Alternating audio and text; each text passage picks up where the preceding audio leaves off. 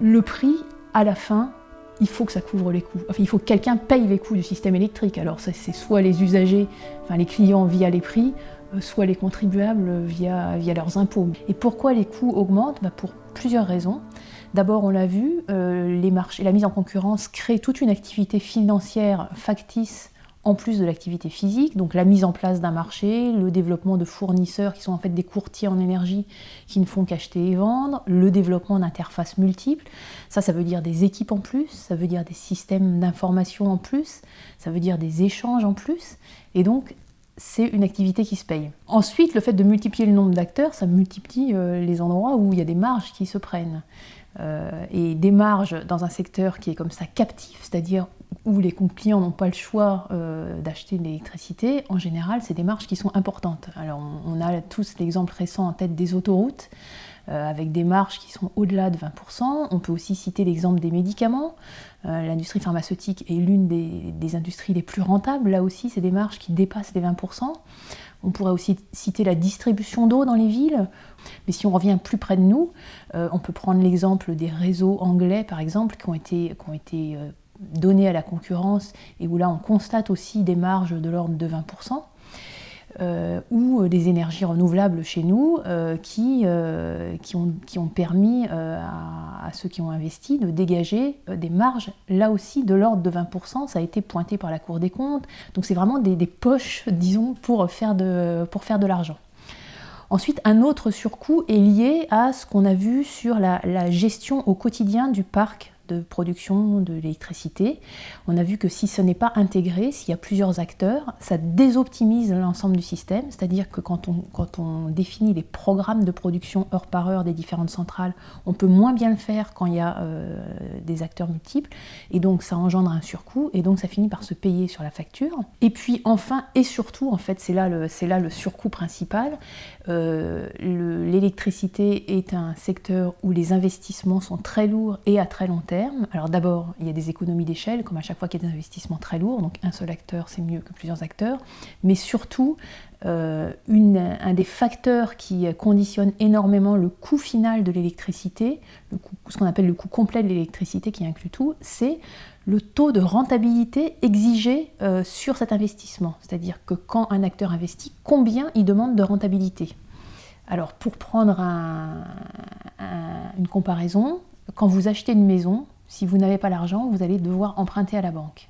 Et bien la Cour des comptes anglaise dit, si c'était comme pour le nucléaire, quand vous achetez une maison et que vous arrivez à vous financer avec un taux d'intérêt de 12%, il y a une banque qui vous prête à 12%, donc un taux quand même assez élevé, votre maison, au bout du compte, elle va vous coûter 140 000 €. Si cette même maison, vous arrivez à trouver une banque qui vous prête au taux de 2%, elle va plus vous coûter que 30 000 €. C'est-à-dire qu'au total, elle vous aura coûté plus de 4 fois moins que si vous étiez financé au taux de 12%.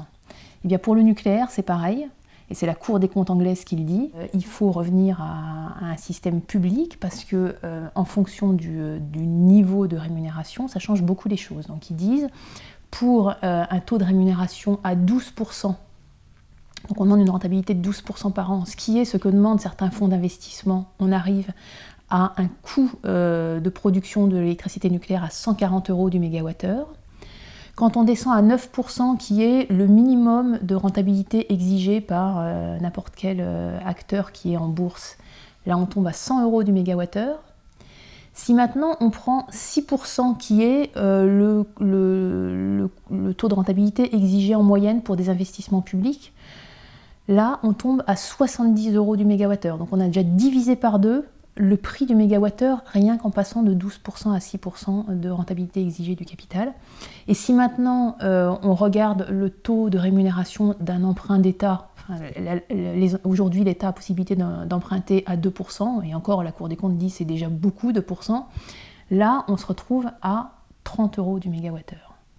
Donc plus de 4 fois moins, on a divisé par 4 rien que sur ce facteur. Alors c'est vrai pour le nucléaire, c'est vrai que tout n'est pas nucléaire chez nous, enfin on a quand même 75% de la production qui est d'origine nucléaire, donc on voit quels sont les enjeux. Mais c'est vrai en fait pour l'ensemble des moyens de production. Donc on voit que ce coût du capital dont on ne parle jamais nulle part, c'est un enjeu essentiel. Et donc, dit autrement, ça coûte excessivement moins cher de financer les investissements par un emprunt public, par exemple, par du financement public, que d'aller s'adresser à des acteurs privés. Et alors, en regard de ça, on nous met toujours en avant, nos ministres notamment, et puis tout un tas d'autres personnes, le coût du personnel. Voilà, l'électricité serait chère parce que les salariés d'EDF seraient beaucoup trop payés. La Cour des comptes a même sorti des choses là-dessus. Mais quand on regarde le rapport de la Cour des comptes, qu'est-ce qu'elle dit? Elle dit la masse salariale, donc tout ce que coûte le personnel d'EDF, c'est 4 milliards, à comparer à peu près à 30 milliards pour de coût de production global de l'électricité, donc on est à 14%. Sur ces 4 milliards, ils nous disent il y a un surcoût lié au fait que EDF est payé plus, on est mieux payé qu'ailleurs. Ce coût, il est de 290 millions. Donc de 290 millions, on est autour de 1%. C'est-à-dire que le fait qu'on soit mieux payé que les autres, c'est 1%. Donc si tout le monde gagnait exactement pareil, eh ben, on permettrait d'économiser 1%. C'est de cet ordre-là. Donc pas du tout dans les mêmes ordres que le capital.